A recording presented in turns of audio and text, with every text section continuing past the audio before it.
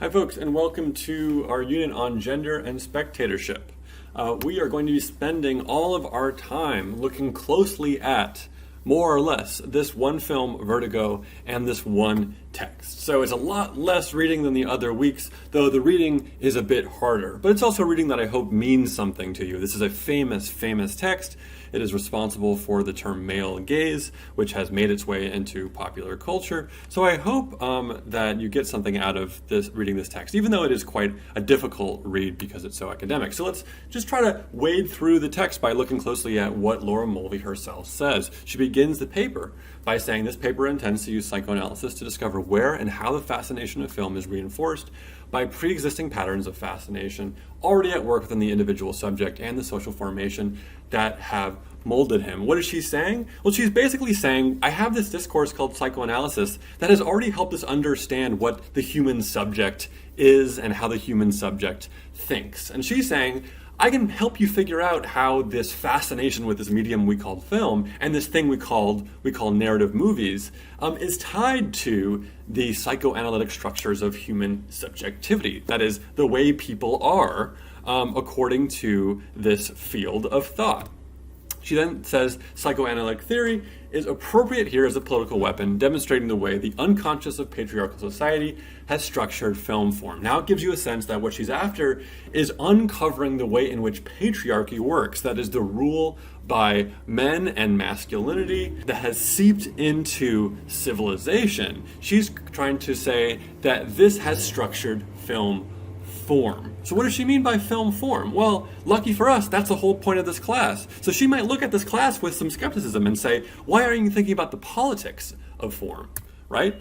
Think about not just how films work with things like continuity editing, or shot reverse shot, or eyeline match, or POV shots, but actually think about how these things might be tied to particular ideological structures. And it's not just these kind of editing terms, it's also importantly, and almost more so, classical Hollywood narrative. This is what we talked about in our last unit.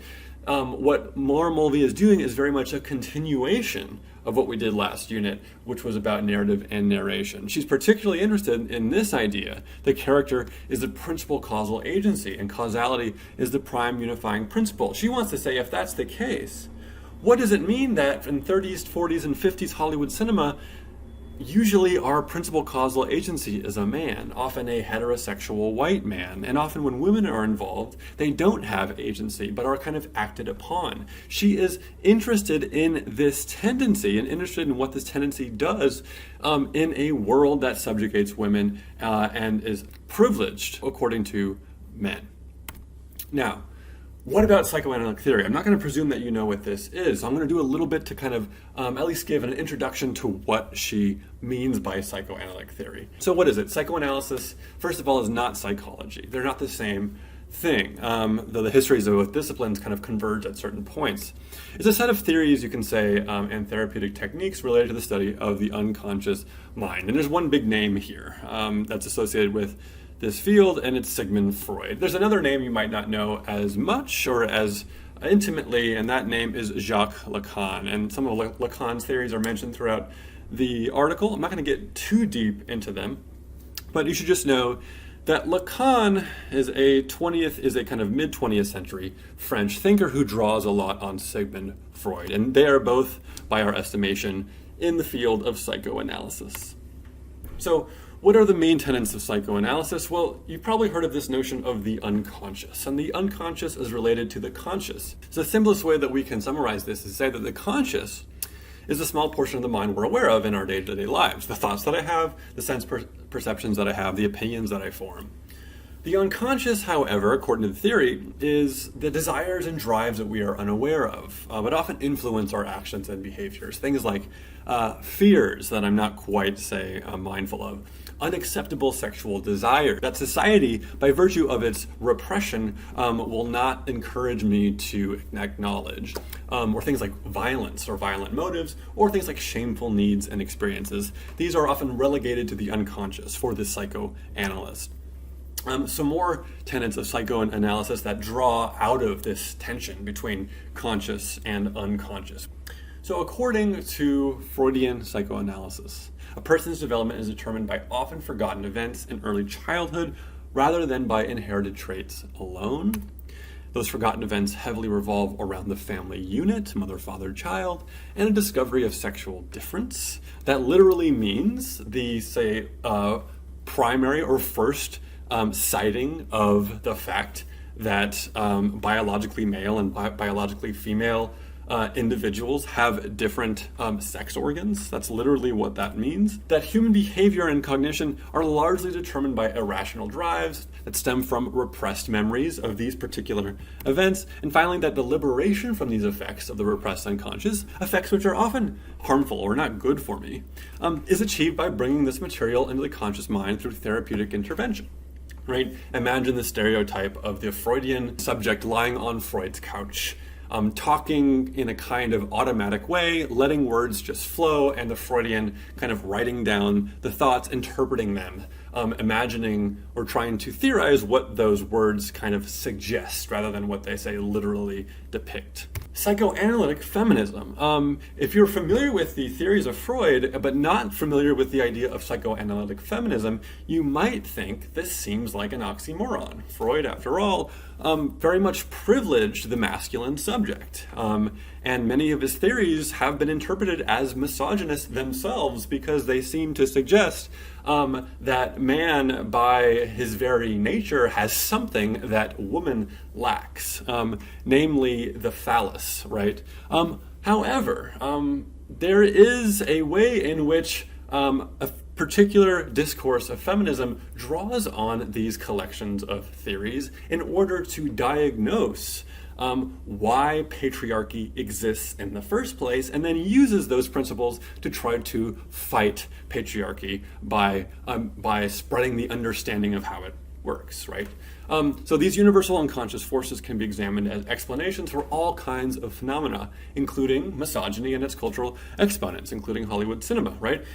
So Mulvey herself will make a claim to this. She'll say there's an obvious interest in psychoanalysis for feminists, a beauty in its exact rendering of the frustration experienced under the phallocentric order. It gets us nearer to the roots of our oppression. So Mulvey doesn't even acknowledge, or Mulvey doesn't want to say that psychoanalytic feminism is an oxymoron. She wants to say that psychoanalysis, in its very explanation, gets us to the heart of this complete lack of power balance between men and women. And by understanding that, it'll get us nearer to the roots of our oppression, to our understanding of the roots of female oppression, of women's oppression.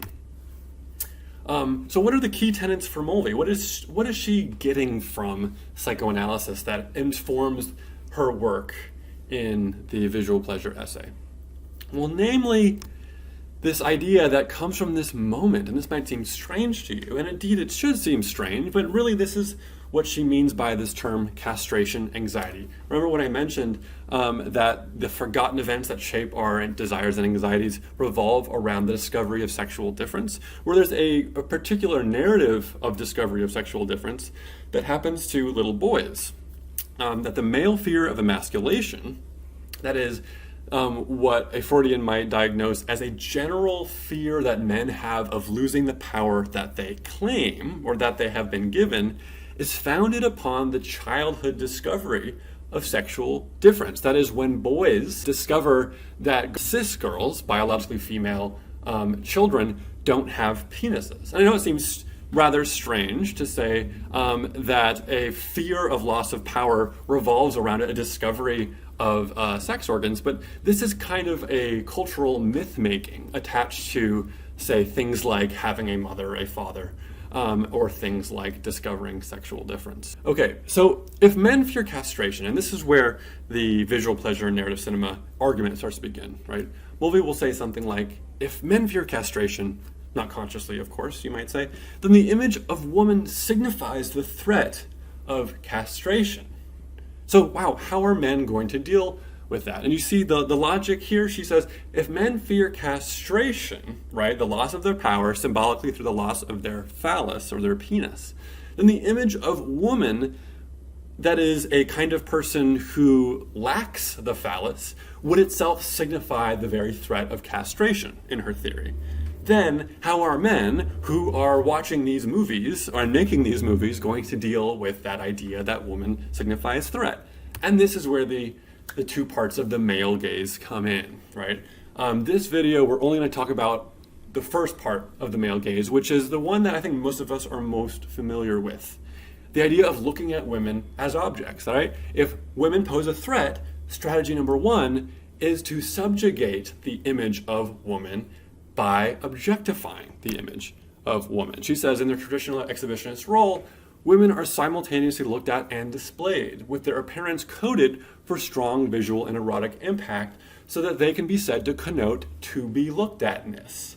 Women displayed as sexual object is the leitmotif of erotic spectacle. Just think about the very idea of these kinds of images and how these are pervasive images in society. They're not just merely confined to the 1930s and 40s with, say, sex symbols like Marilyn Monroe. They are all over the place. They are not just part of cinema. They are also part of painting. They are part of civilization writ large. So I want you just to think about this. And if you Google male gaze, you'll get images like this, right? Where you have a male looker and a female person who is there as if to be looked at is her sole purpose of living, right? This is the theory. So she will say, Mulvey will say, the structure of looking in classical films encourages the spectator to objectify women with their gaze. And when I have italics here, it means I'm paraphrasing, not quoting. Notice how Scottie here is looking at Madeline, but she doesn't look back. He's looking, and she exists to be looked at. So it's important to notice moments in these films in which men look at women, but women don't look back at them with the same level of power, with the same connotation of objectification, right? That voyeurism, that idea of looking without getting a look back, is emblematic of the lack of balance in the power structure, where one person looks, often a man, and the other person is being looked at. And here's where the theory gets interesting, because Mulvey is tying the idea that men look at women in films not just as just a claim by itself, that men shouldn't look at women because it objectifies them. No, she takes that and she actually says that it is baked into the way in which narrative works in films. And she'll say that the look halts narrative progress. She'll say something like classical films will often have moments like these where the narrative is suspended so we can appreciate the spectacle of a woman performing. And in many ways, this is literal. There are many, many, many examples of classical Hollywood films in which the narrative flow will stop so that we'll have a moment where, say, maybe a female character or not even characters will perform on a stage, and our protagonist simply looks, and then the characters look, and then the spectator is allowed to look, and allow the kind of flow of narrative progress suspend for a little bit as everyone's ogling women who are singing or dancing or what have you. But in Rear Window, we have an example of this, which is almost a kind of meta version. Check it out. No, Lisa, I don't think he did.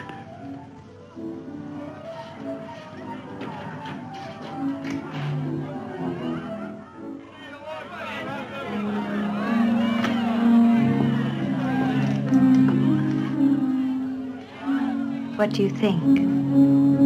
Well, I will rephrase the question. thank you. Do you like it? Yes, I like it.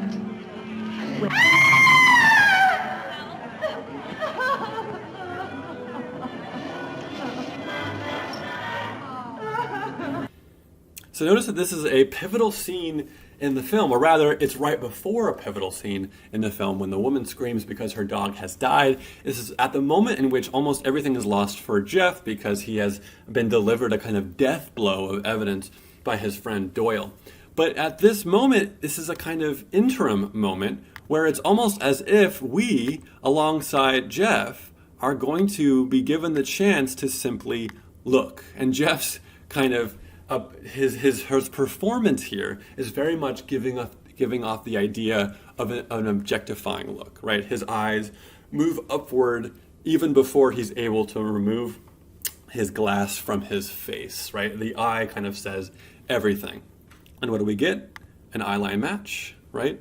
An eyeline match that shows us the object of his gaze. It's Lisa, his girlfriend, who has been wearing fabulous clothes throughout the film, but here she's wearing something a bit more revealing with a connotation of sexuality, a kind of nightgown. But interestingly, of course, Hitchcock, who seems to be privy to the kinds of structures that Mulvey is talking about, has this moment interrupted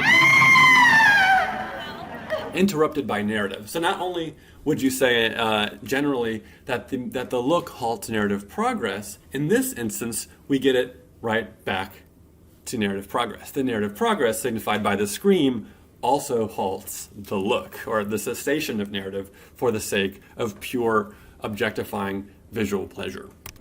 And we can see something similar in here, not quite as meta, but absolutely illustrating what Mulvey says about the look halting narrative progress. Just think about the time it takes for when Jimmy Stewart looks screen left for us to find Madeline, right?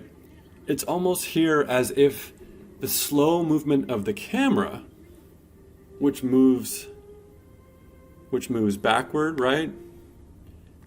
And then slowly finds Madeline. It's almost as if the way the camera moves and the mise-en-scène of the scene forces us to do the very thing that Jimmy Stewart is doing, which is pick out Madeline from the crowd, right? Because there's this moment where it stops. And our eyes are darting around the screen because we aren't told explicitly where the object of our interest is, but the mise-en-scène, that is lighting and costume, will eventually tell us that right there is the object of our gaze, right? The green pops out against the red, right? That's just kind of color theory. The two opposite colors clash in a way. No one else is wearing green to pop out against the red of the walls. And of course, the lightness, right? The bright platinum blonde hair also signifies just a graphic contrast that might catch our eye, so that we are forced to experience what it is like to pick out someone from the room, right? And we have this long lingering camera that really slows down narrative progress so that we can feel the experience of looking in the way that Scottie is looking. You know, interesting to note that this is a real POV shot, one that represents the position of Jimmy Stewart, but this whole thing is something like a POV shot, but not at all. A camera movement and an angle that gives us the impression of what it's like to be like Scottie, and yet we are completely different from Scottie at a different point in the room. Mulvey will continue. When women appear on screen as erotic objects, they often halt narrative progression, and we are encouraged to possess them with our gaze, right? You can also see a similar version of this here in this sequence, just to show you that Hitchcock is thinking about these issues, that he's creating parallels.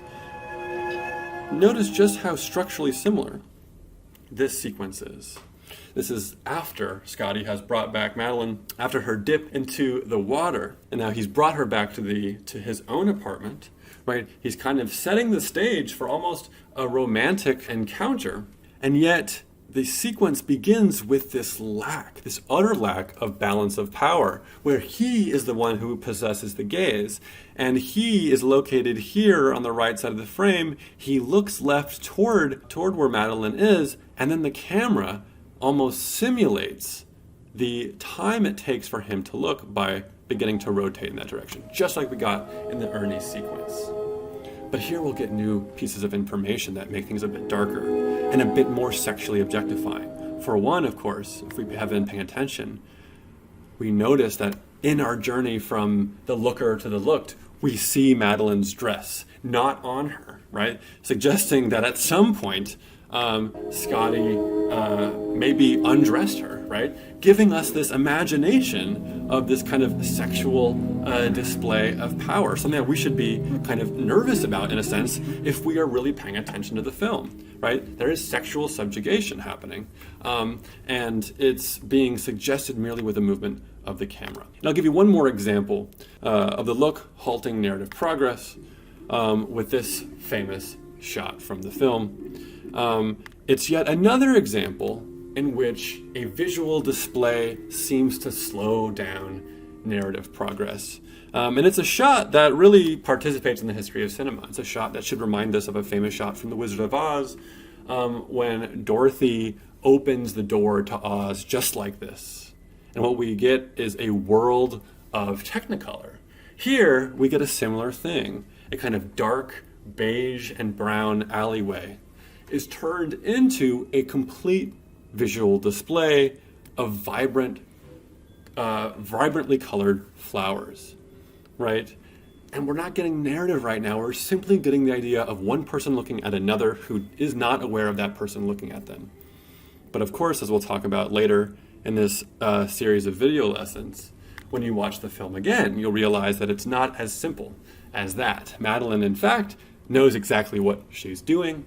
She is in on this whole display, and she has created herself as an image to be buffeted by the saturated colored brilliance of the image that these flowers provide. So these are examples not only of what Mulvey is talking about, but they're examples that think about the issues that Mulvey is talking about. So I'm going to leave you there, and next time we'll start with the second part of the male gaze, identifying with a male protagonist. I'll see you next time.